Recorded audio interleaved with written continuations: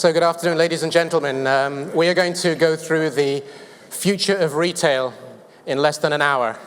Believe me, we can do it. And I also, in talking to my fellow panelists, they were saying earlier on that this morning was interesting, but we need to get some energy and life and hopefully some disagreement as well. We'll see if that's the case or not. But trying to resolve the issue of retail is going to be a very challenging one, but it's one that concerns all of us. I'm hugely delighted to have my panelists. They all represent very significant parts of the industry.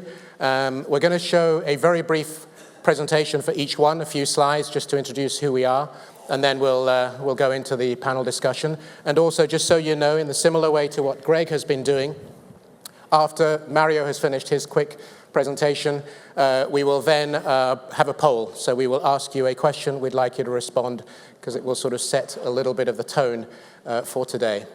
So if you could put up my slides, please.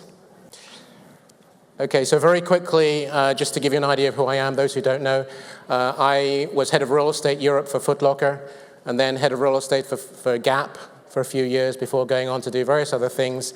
Since then, I am a consultant to retailers. Some of my clients who are here, from the small retailers to the large retailers, whether it's Costco, Tumi, and so on. Some who sadly didn't make it into France and out of France, Build-A-Bear workshop. So not a great success, but that was more about the market than anything else. So strategy, exiting, and entering, because Tesco I took out of France or helped them to exit France, sadly, and then various others who you see on there. But apart from retailers, I also do landlord work. On the one hand, whether it's High Streets, which is the one on the top left-hand side that you can see, which is in Marseille, advising the landlord, who happens to be Freo. They're my clients down there. The idea of iFly, some of you may know, which is basically forgotten the word, chute libre in French, in a shopping center in Paris. So some new ideas and new thoughts. But very quickly, that's me, just to give you an idea. I know a little bit about retail. Scott. Thank you, Chris. And hello, everyone. That's a slide of Two Rodeo Drive, Beverly Hills, opposite the Beverly Wilshire. The steps are designed on the premise of the Spanish Steps in Rome. We built that project in 1987-88 and sold it in 1989-90 to Sogo, Japanese retailer, department store. What we do is rooted in that project. That's a full-price project serving luxury brands, Cartier, Tiffany, you can see Tiffany on the slide, fashion brands. The fashion piece, the high-end fashion and luxury piece is fascinating because it's complicated and messy. It's built around a touristic shopping impulse, the notion of experience and of the journey. And if you can get one of those, we made the mistake of selling that one. Hold on to them and make them run better, run them like department stores. That's been our philosophy since. That's Bicester Village, that was 1995. Today has the highest sales per square meter in the world of any purpose-built shopping location. Be about $4,500 a square foot this year. Near Oxford, northwest of London. And that is Shanghai Village, next to Shanghai Disney. And that's the lake that they connect by boat to the hotels and the theme parks. And that is built very much in the spirit of the Deco, Shanghai Deco style in the 30s. And will have its grand opening in April when we launch, at that time, the Bicester Village Shopping Collection, so all 11 villages, 9 in Europe and 2 in China, are then built around a travel trade and tourism platform that's being christened the Bicester Village Shopping Collection. That's what we do. And it's outlet pricing on these 11, and full price was the Two Rodeo Drive. My name is Otto. I'm running a company called ECE. We manage 200 shopping centers in 12 countries with total assets under management of 33 billion. And, well, I'm a representative of the classical shopping centers. So my point I really want to make is that there's a good future also in this asset category. But it's not going to come by itself. We really got to work on this. In my first slide, this is a a view of the customer journey. It's a little complicated, but maybe I get a chance to explain this a little bit in the course of this session. I think we need to look more closely from the very beginning, from the arrival of the customer, the preparation at home towards the visit of the shopping center, to the end, that this customer experience really is first class and satisfactory in the future. We haven't always done a good job at this in the future, but I think we can really improve and do a lot better. And part of this will be gastronomy. I think this is part of the key, and this is one center where we just opened up together with Allianz, beautiful new food area in Hamburg. Good results, 20% more people entering the shopping centers, also buying at the other stores. So I think these types of concepts in the right locations really have a big potential in the future to really make these centers more successful. And of course, this is a view of our shopping center in Verona we opened up last year. And I think one thing that becomes more important is that I think a lot of these retail brands really want to display themselves as a specific brand and really stand on their own. And I think we need to do a better job to help them on the way. And I think some of these things we can really do and really heat up this advice. I think there's a bright future for shopping centers. Thank you very much, Alex. I'm Luca Solca. I'm a sell-side analyst. I don't know if all of you are familiar with what sell-side analysts do. We basically study the equity market and recommend investors, professional investors, on where to place money and what stocks to buy and what stocks to sell. I've been covering in the past 12 years general retail and luxury goods. Prior to that, I was a consultant. I was a partner of the Boston Consulting Group, and for 3 years, I was helping a client of mine as the CEO of a publicly traded luxury goods conglomerate to restructure and refinance it. I'm very happy to be with you today to discuss the future of retail. Anticipating the future in a way is what I try to do every day, making many mistakes. Thank you. Thank you. Stand up a little bit. My name is Mario Bauer. So let's see if I get some slides. Here we go. I love to eat pasta. That's what I do most of my time. Besides that, I was building the international footprint of Vapiano. As I have an Italian name, love to eat pasta and running Italian chain, I always had to argue to say why I'm doing that, and I did a DNA test. That's my DNA. And I'm 0.8% Italian, so that's why I'm doing that. Just a short recap, Vapiano, we did something crazy. We opened in 15 years, 33 countries. This was not done before. It's a very decentralized growth with all the up and downs and the mistakes, but I'm happy to share. We opened 200 restaurants, 33 countries, and became, within a teenager year, because we're still 15 years old, the European fast casual leader.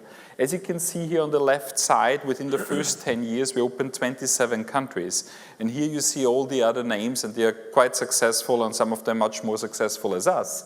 But you see they open only 3, 1, or even none other countries in the first 10 years. And this is what I like to share, and this is what I like to talk in the panel. The game changed a little bit for Vapiano. Last year we did an IPO, pretty big success. We got the pockets full of money to grow, but we also promised a growth story. So here you see us smiling. This is when we learned how much money we got. Now we need to find the locations that we promised to grow up to 330 units till 2020. For me, you see me waving here on stage. That was my last official picture. I left the board, I stepped down end of last year from all the bureaucratic functions, so to say. I only do what is fun, that's growing in real estate. So I still act as an advisor for all the real estate and the new partnerships from Vapiano, but without the bureaucracy of a public company. Besides that, I set up a small ketchup company. Also, as a startup, I need to make some promotion. So that's my ketchup. It's called Curtis Brothers. It's a very premium boutique ketchup, and this is where my Herzblut, we say in German, is, and this is what I try to grow now as successful. You see here some followers. You see David Hasselhoff is a big ketchup fan of us, and Dario. So that's the 3-4 minutes what Chris gave me to sell my ketchup. Thank you.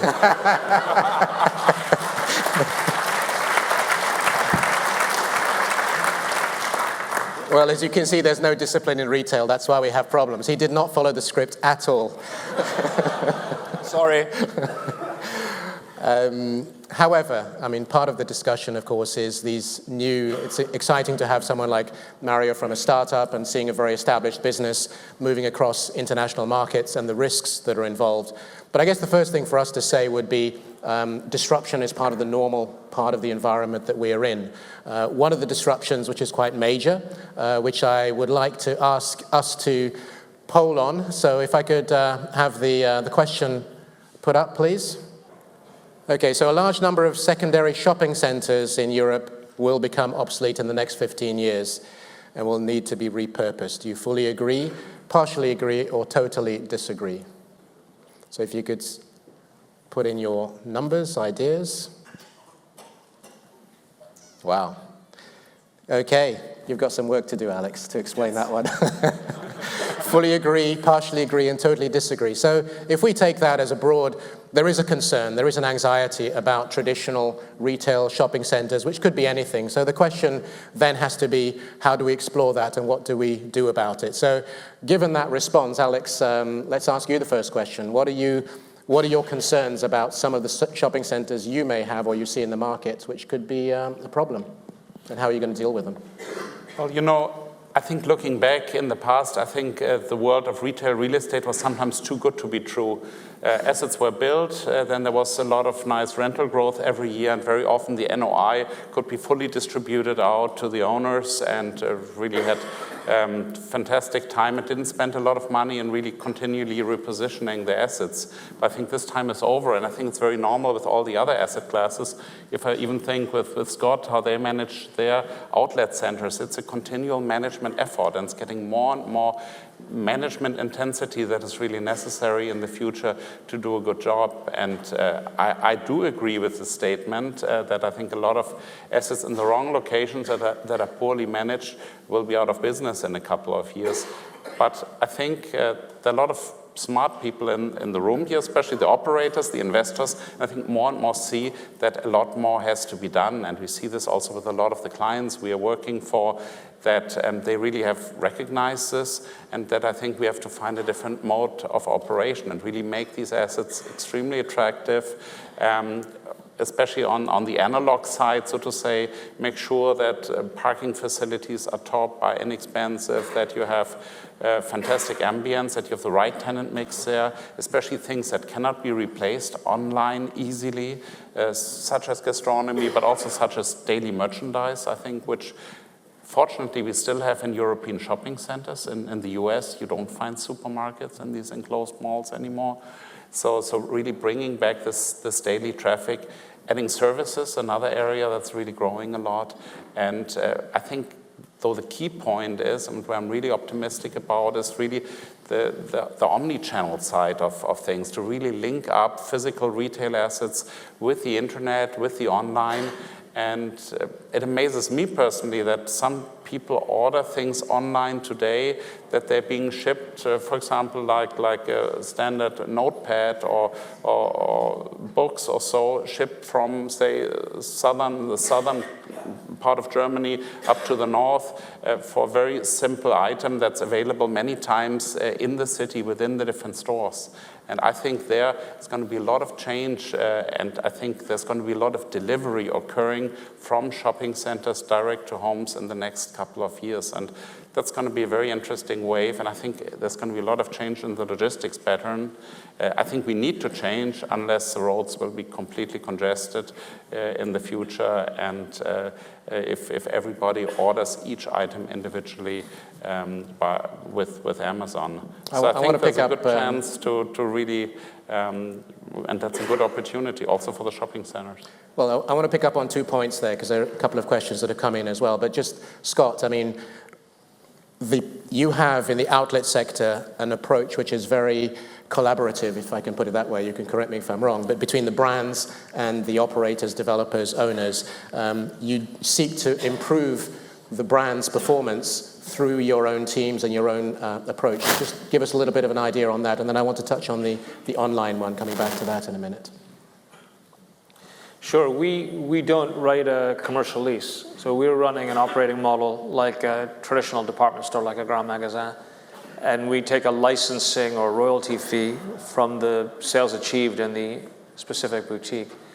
And because we're at risk with the brand, that legitimizes, that authenticates our ability to involve ourselves in a practical sense in how the brand operates.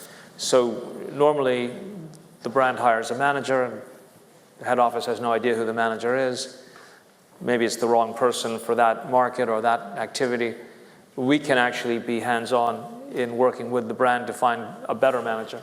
Or in fact, it's a shocking percentage of the time the stores don't have managers at all because typically head office has some constraint on what you're allowed to pay and they can't fill the spot.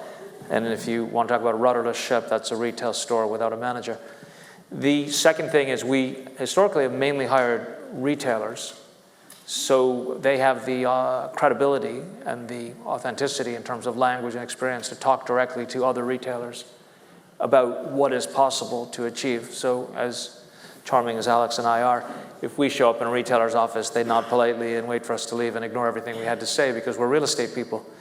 But retailers with a vested interest in the performance of the boutiques opens the door to driving performance. And then more recently, we're very focused on the hospitality industry and how principles of the hotel industry can affect the way retailers think, because it turns out that our retailers are very strong in their views about many things, including hospitality. But actually, they're mostly interested in whether the people from Gucci are happy and less interested in what the customer journey arriving to or going through the location is like.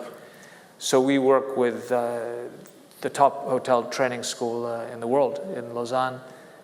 We're actually creating bespoke or proprietary software, if you like, to drive the training. And our goal is that the managers of the boutiques working for us feel as strong a loyalty and as much of a passion for their jobs in our locations as they do a responsibility towards and a loyalty towards their own direct employer, which would be the brand itself. In terms of online sales, which are increasing, looking at click and collect as well, how big is an online conversation to you from a restaurant point of view? Is it part of your DNA or functioning? I think that was the biggest disruption we had in the fast casual world, because I think we got same surprise and hit like the fashion guys 10 years ago. We had in our DNA no delivery, no pickup. It was forbidden. In version 27 of the Vapiano franchise contract, it says takeaway and delivery is forbidden. And in version 28 of the franchise contract, it says takeaway and delivery is a must. And that's obviously a huge jump. For us at the moment, it's 12-15% of the sales. Only 20% is cannibalization. And I think that's also the learning how we interact with brand building, shopping center, street location. Because at the end of the day, if you want quick food for a reasonable price, you don't want to get out, you order at home. But that you don't want to do every day. You still want to, you have sometimes the communication experience part. So I think all our restaurants will look differently, because just as a handout for food, it's much easier to order online. And same, what my colleagues here said, you need to provide different experiences, service. Ambience will be more important, experience and somehow entertainment in the restaurant, because why, if I pay the same for my pasta, why should I come to Vapiano and queue if I stay in the office and just order it and get it wherever I need it in my nice environment? But both works only with each other, and I think we need to learn together with the landlords to find models for the guests what work, and then secondly models for the economics, because then the whole discussion comes. Is there a sales-based rent on the delivery thing, etc.? And I say yes, because we build the brand in their shopping centers or on the street. And without the brand being out there, nobody would order. So when Vapiano goes online on Deliveroo or Foodora or wherever, we jump immediately as number one choice of the customer. And that's not because we're so great, it's because the people know the brand, they trust the brand, and then they order, and then you only reorder if you have operational experience. So a huge learning curve for us in terms of brand building operation, also for the relationship with the landlords, because now we need other locations. We need locations where the driver can be close by, etc. So it changed not just the strategic outlet, it really goes down to even location choice, because if I'm now in a pedestrian zone where nobody can get somehow there to pick up the food, and we're doing 15% of the sales from takeaway and delivery, that's obviously an issue. So huge change within the last 12, 18 months. Thank you. I wanted to ask the same question of Luca. The luxury world, and Luca represents in a vast way the luxury business. Luxury has come very late to online and digital and everything else. Do they see this as a handicap, a disadvantage, or do they see this as an experience because they've learned from the others? And how can this project them further? What exactly is the luxury brand strategy today going forward? I think that the implications from digital to luxury goods companies are on different levels. If you are dealing with a brand that has perfect control of its distribution, imagine that you have a brand that has 100% retail and controls prices and controls the purchase environment, then I think moving online is really a no-brainer, because you're going to give consumers more opportunities to buy your brand when they're traveling, when they have time to leaf through their mobile phones and so on. We've seen a number of brands doing that, and that is clearly an advantage, because you can think of luxury goods companies as de facto retailers, so their invested capital is largely in their stores. And if you add more sales on the same invested capital base, you increase return on invested capital, you increase total shareholder returns. The problem comes in when you are not in that ideal condition, and I think this is probably 99% of the case, when you have significant wholesale distribution and when you don't really have full and tight control of pricing. I think that controlling pricing is very important in luxury, because luxury is a business where you're trying to sell the perception of exclusivity.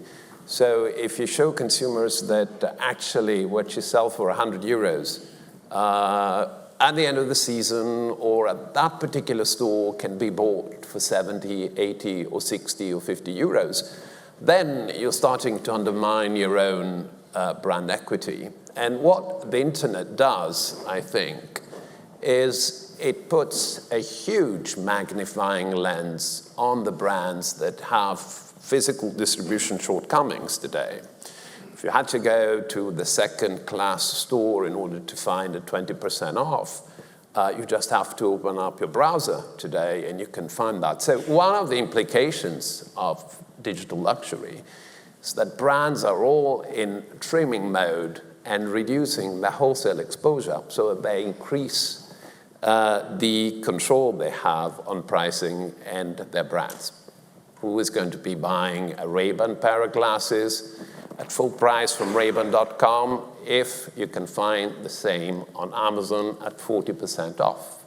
It's basic stuff. So would you say, Luca, then, for example, if we take the brands in the high street are here, in terms of pricing and positioning, then in the outlets, they are at a different level, and then Amazon and other internet providers are at a different level? Is that the strat, or does that diminish the brand, basically? Because pricing is different in the, you could go to the outlets and get your Ray-Ban or whatever at an interesting price. Yeah, but the theory is that if you go to an off-price store, the product is going to be different. I think we have two kinds of problems here. One is the disconnect between the current product pricing, and if you're selling in your own retail at 100 and your own wholesale customers are undermining your pricing strategy and selling at a discount, that is an issue, and the internet is only making that worse. And the other point is the off-price channel, but in theory you should be having last year or the year before last product. So in theory it should be different. I mean, we can go into that issue, but I think it's a different discussion that Scott and I had a number of times. But for sure, I think that in the case of off-price, you would be ill-advised to carry off-price on the internet again, because you would make the visibility of the off-price activity only higher.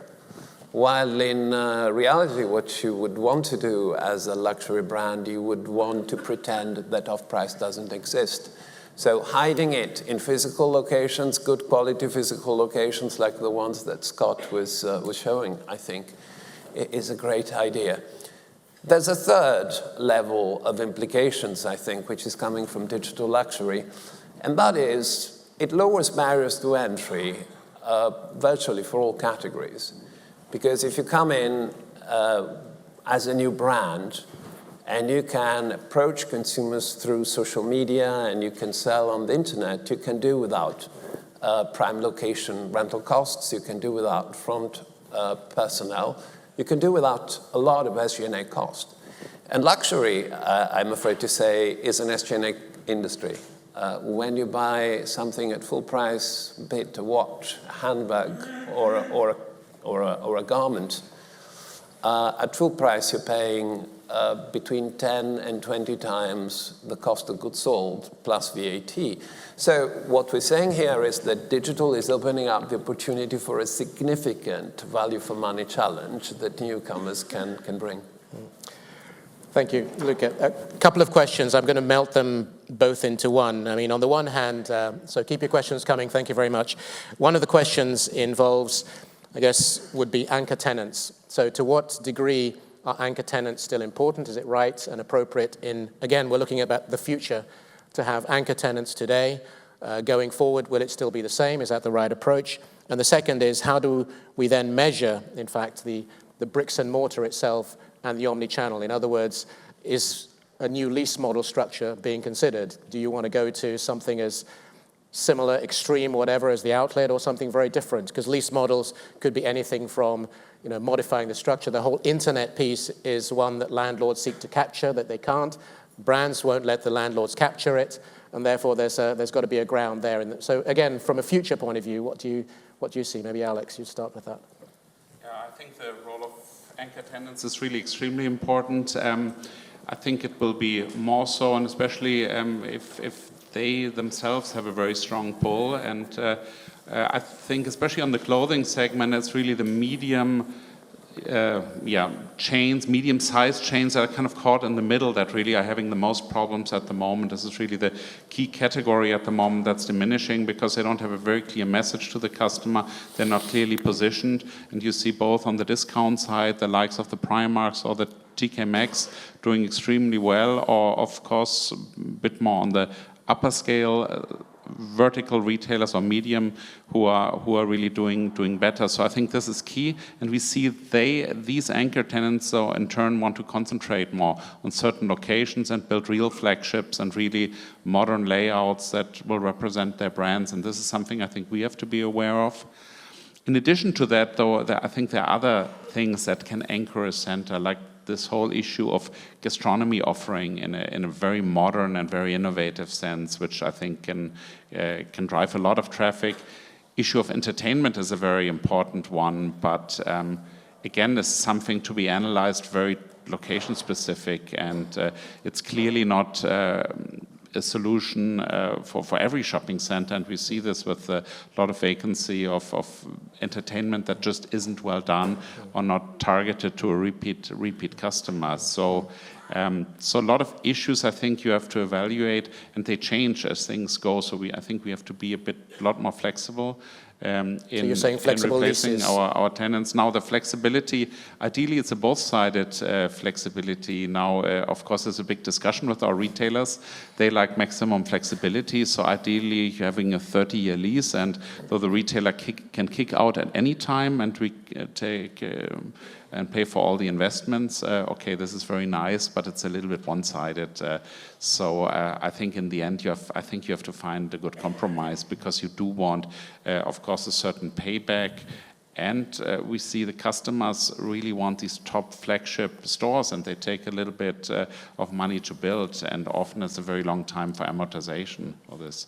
So I do not know, and I do not think that there's going to be such a tremendous change in the lease terms, because I think you will just need this for amortization. But a lot of unexpected things are going to happen, like bankruptcies or so, and well, then you need additional new ideas. Right.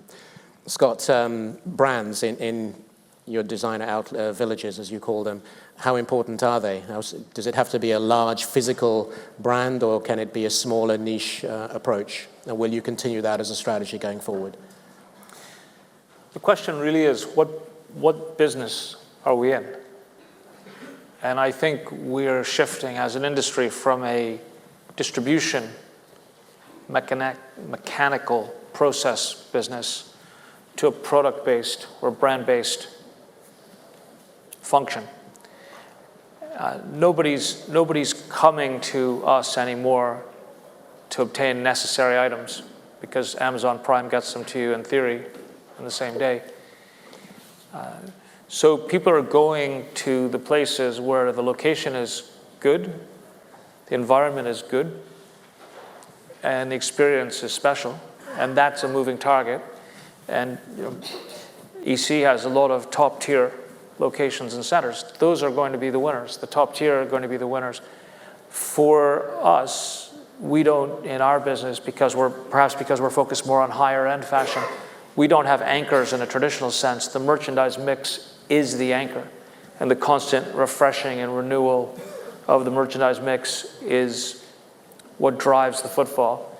And we have pop-up stores constantly, happily not to fill short-term vacancies, but to allow people who don't have sufficient volumes yet to justify full-time distribution with us, open for 3-5 months, test the waters, build their business, come back to us when they're ready. We had a Jimmy Choo store as a pop-up, then as a longer pop-up, then as a store, and then it's moved 3 times. And each time as the brand has grown, the partnership with Jimmy Choo as a brand in our villages has grown, and now we work with them in 6 or 7 locations, and this goes back to a point where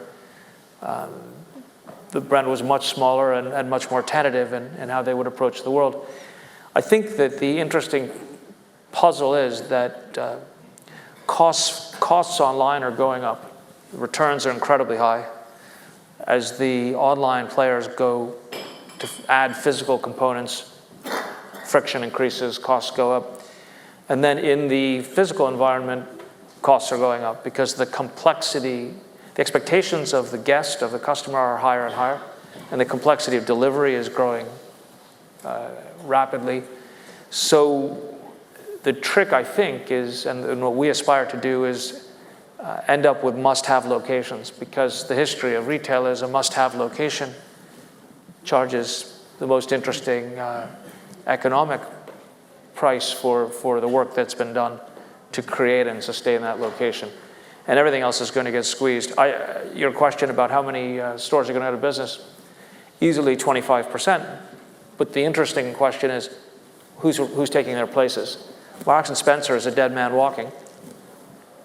Warby Parker is a company growing.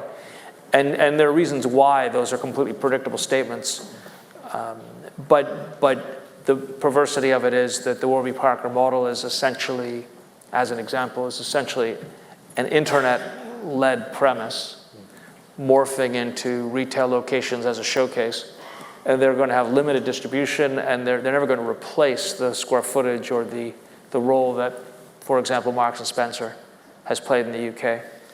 So if we could take that to another level, which is in the US, for example, department stores that have been closing, and landlords have been acquiring those back and transforming them into, as much as anything else, fashion, beauty, but especially food and beverage. So from a food and beverage point of view, one of the concerns would be we are going too far into that area. We're creating too much in terms of that offer in shopping centers, going from, say, 5 to 8% of total GLA to about 10 to 15%, depending on where you are, and in some cases 25%, not to mention 50% of GLA in many of the Chinese shopping centers. So my question is, and the concern, we can talk about the future of F&B and leisure, but is it a concern?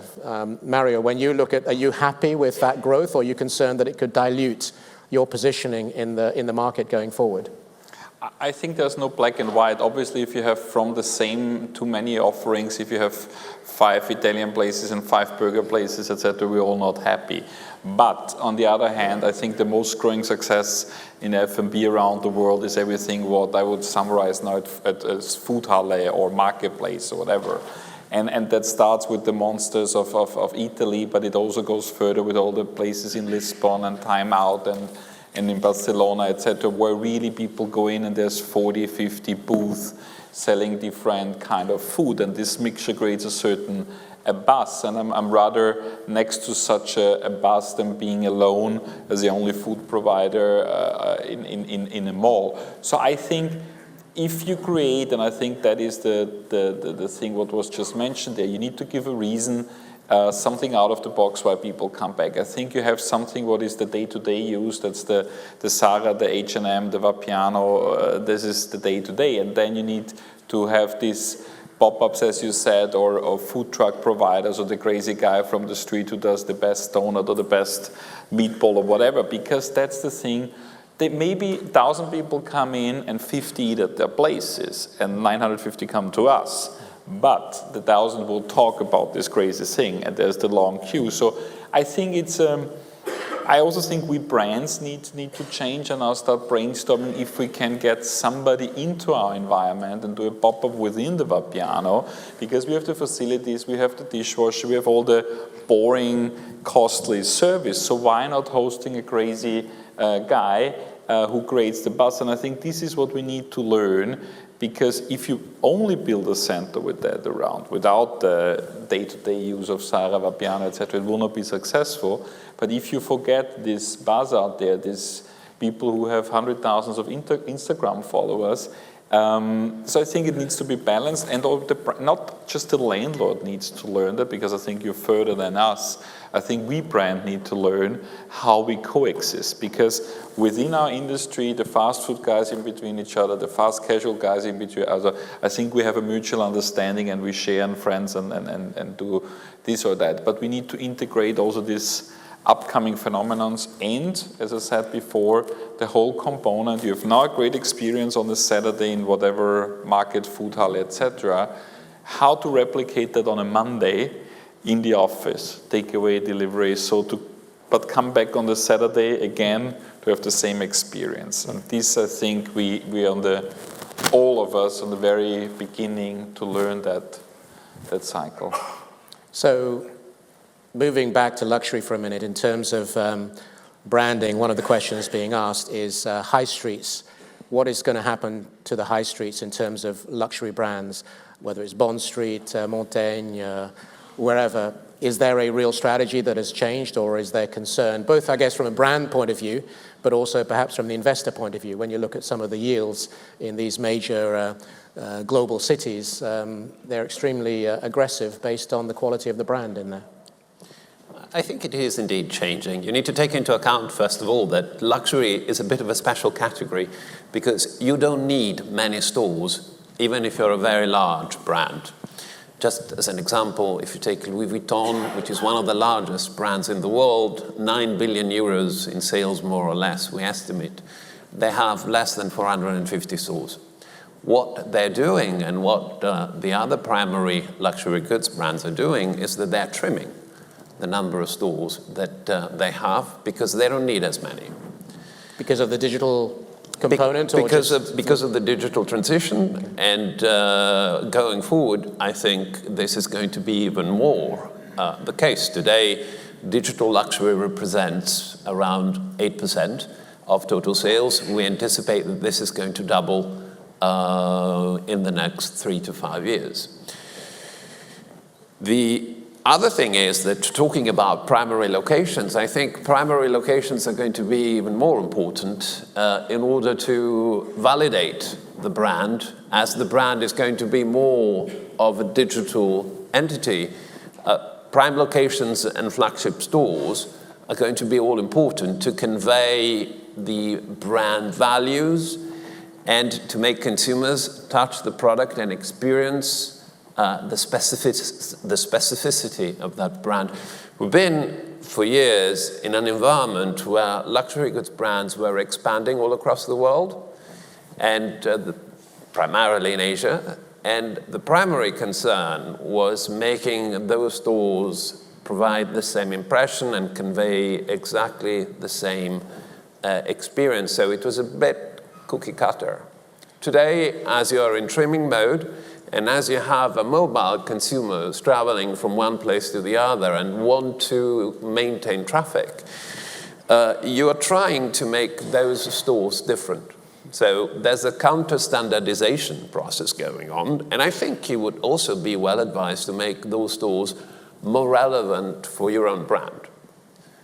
Rather than just competing on size, my store is bigger than yours, or my store is richer than yours, with my white marble or black marble, put something in the store that actually is unique to your brand and speaks to the DNA of the brand. I think we're going to see much more of that. And in prime locations, I'm totally with Scott. I think that more and more of the digitally native brands will want to come to prime locations like Oxford Street, like Fifth Avenue, to open up their flagships, and they're already doing it, by the way. If you go to Shanghai, for example, you see Gentle Monster, which is a formidable eyewear brand from Korea that has created the largest eyewear flagship store in the world. And you will have more and more examples like that, I think. So just staying on the Asia theme for a minute, one of the questions, very relevant, from how have we learned, or what are you learning? Scott, a question for you, for example, given that you have outlets there. What have you learned, or are you learning from the Asia market that you're able to use in your European villages? That's the first question for you. The second one, which I'll come on to for Alex, is in terms of what's happening in Asia. And I guess we could talk about Alibaba, Tmall, and so on, and their penetration into physical shopping centers. What's your view and perception? But we'll start with you, Scott. Sure, I'll just go back to one thing Luca said. He was talking about the marble, the black marble, the white marble. When are you going to put something in your store that actually gets people's attention? Well, of course, that's product, right? People want to go into those stores to buy something to take away that they find inspirational, where there's an emotional connection. They're not going to take the marble with them. And the big issue for a lot of retail is that, and you see this very clearly with the North American department stores and the attempts of a Hudson Bay company to come into the Netherlands and Germany, run by financial people who don't understand product. They all talk like they understand product. They don't understand product. And they've destroyed these companies. You know, you can spend generations building a brand. You can destroy it in 5 years. So in the end, the consumer votes with her, and all consumption for fashion is led by women. She votes with her wallet. She votes with her feet. That turns out to be a universal truth, whether it's in China or in Europe. What's different in China is the people are, in many ways, more aggressively informed and less tolerant of the status quo. In our company, we've taken to irritating all of our European colleagues by talking about how we need to get things done China speed.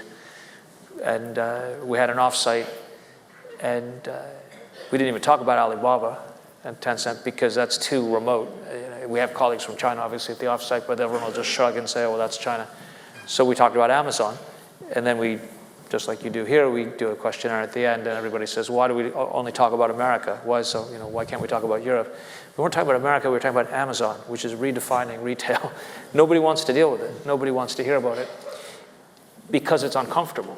So everybody does hear about it, but generally speaking, what we have found in China is there's a more utilitarian rationale to survive. There's no social network, social security system, and all the social benefits that we take for granted in Europe. To survive, you must produce. And so China moves faster, and it moves more directly towards the present. We're all guessing about the future.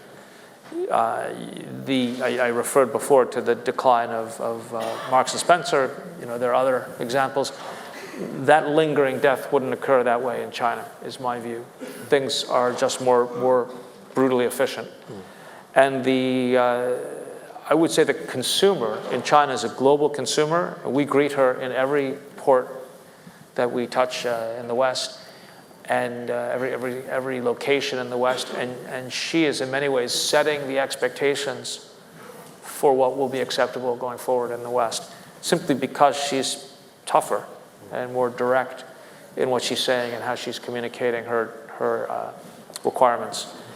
Beyond that, certainly in the context of digital, China's ahead in many respects. Amazon is quite aggressive in digital, but you don't see Amazon Pay, you see Alipay.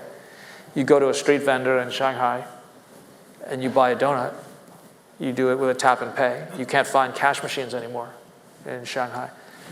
Interestingly, Alibaba is opening stores with us in our outlet locations, our 2 locations. Why? Because they want to, and the stores don't sell anything. So it's not like the Amazon store is selling merchandise. These are purely relationship endeavors. And that doesn't bother you? You're not concerned that they're penetrating into your network structure, looking for something? The Alibaba piece. I think the opposite, right? We have to embrace with open arms the realities of the world in which we live. If a high fashion brand, so I have to just take issue with your term high street, right? Because no fashion brand, they'll all agree, they can't agree who's a luxury brand. They'll argue about that forever, but it turns out there are only 3. But they will all agree that high street has nothing to do with them, because high street is main street. And no matter how much they sell on the high street, they'll never acknowledge the high street as their raison d'etre. But in the omni-channel point that Alex was making about the link between physical and digital, it's here. It's already here.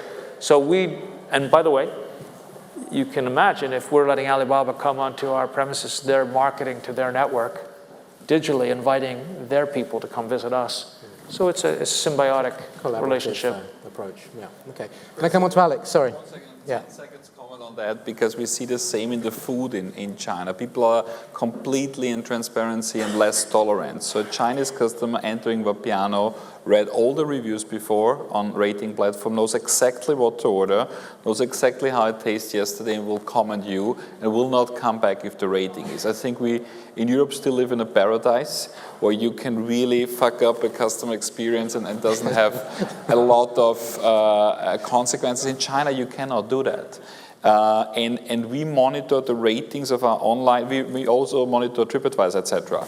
But the ratings on the Chinese platforms, we see that if we drop 0.2% on the rating platform, the next Saturday we'll have 50, 70 guests less, because they don't come and they trust so much their peer groups rating them. So I just can confirm that. So we need to learn from there and see what is, if that happens here in Europe, where we have 1,500 guests in the Vapiano down there with a TripAdvisor rating of 3.8. That would be impossible in China, because with 3.8 TripAdvisor rating in China, you'd be empty. Yeah? So this is really something what we all need to learn and adopt. I just want to add. No, that's great. Valuable insights.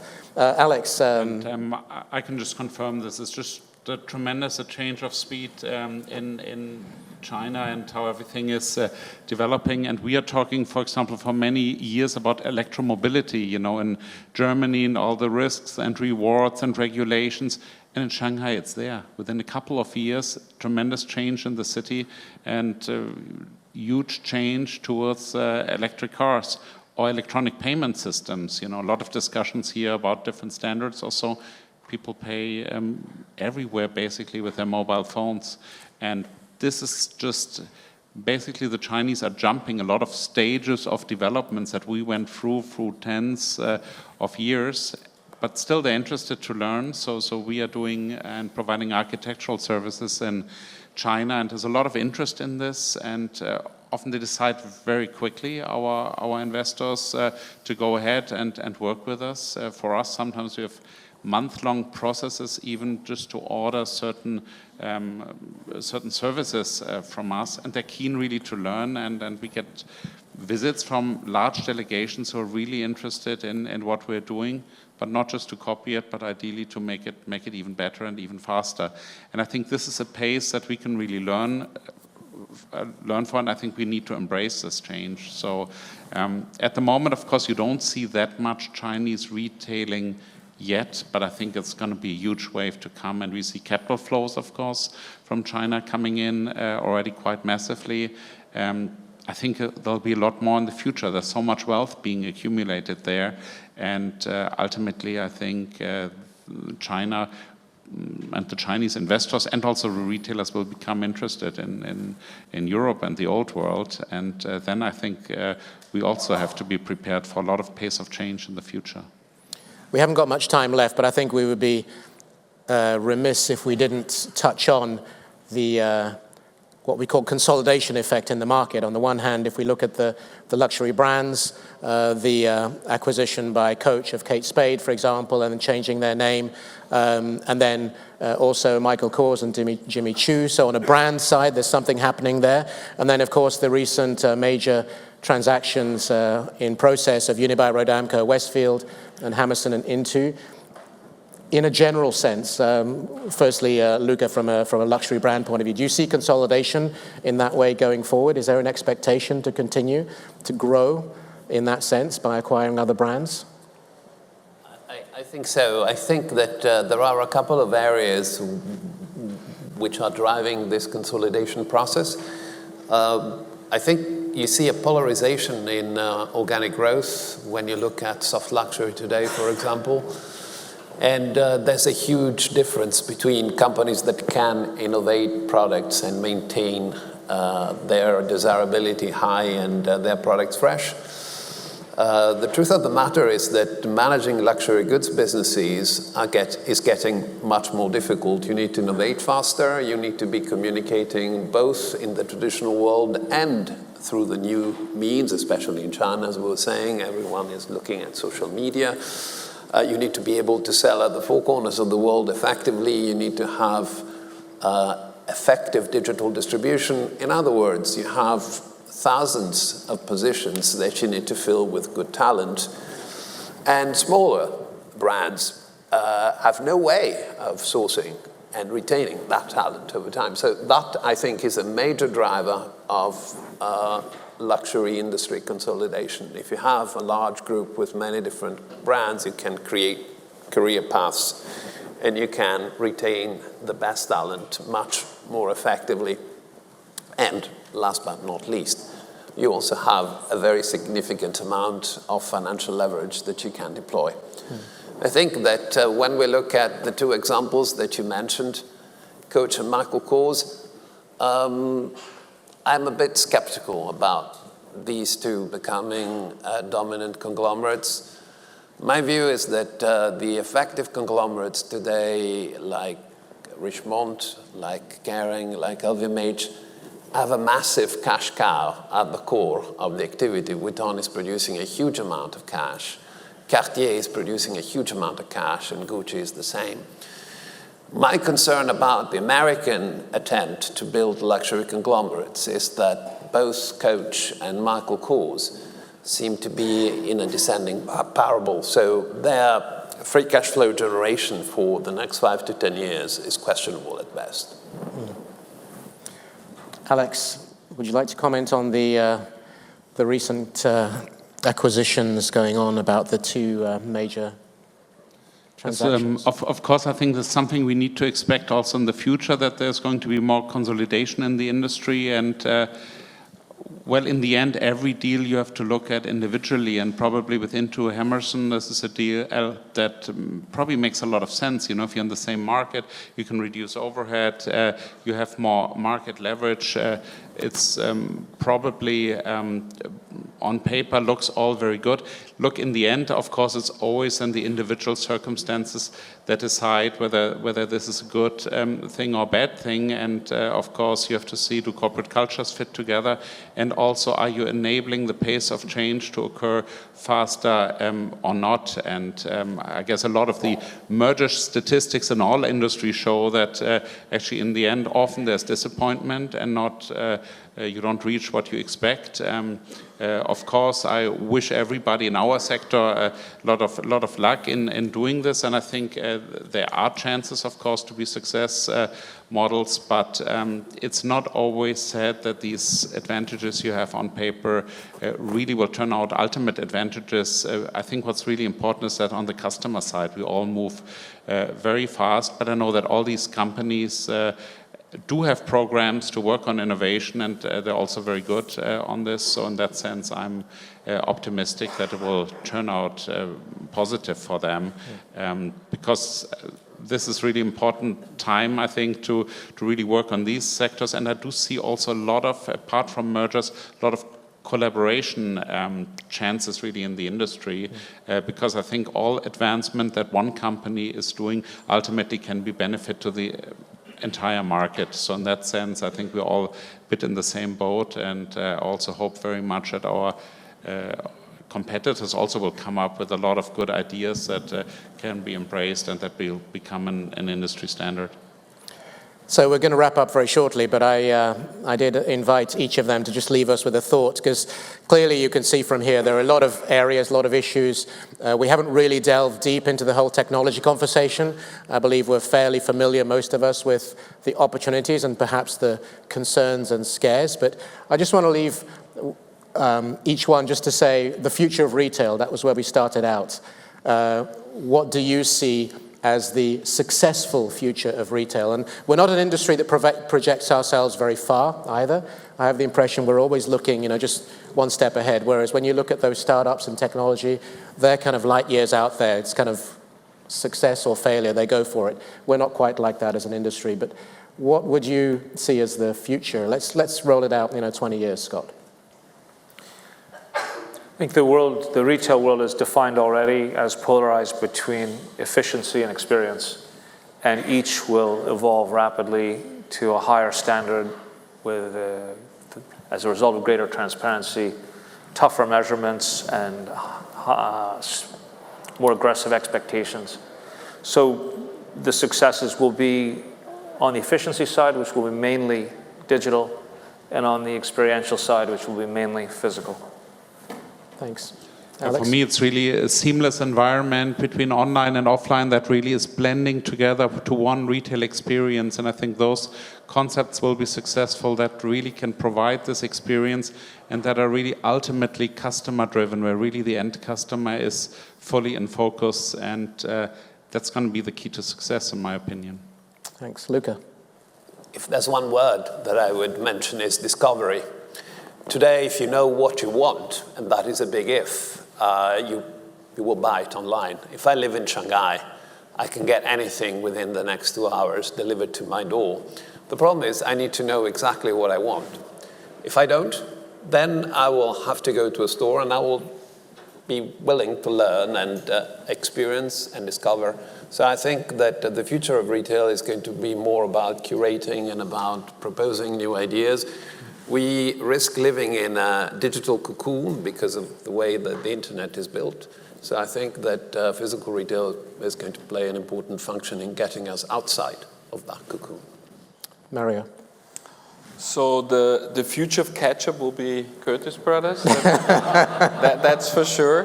The future of retail, I truly believe that in the restaurant and the fast casual, but also fast food, we will work much more regional. I think if you have 300-400 Vapianos or a couple of thousand Starbucks or McDonald's, they all will look differently from location to location. They will have a different offer, and they will be very much localized. What they will have in common is a certain brand promise on speed, on price point, and on experience. But I truly believe that our main competitors, for us at least, for the fast casual guys, is not the other fast casual chain.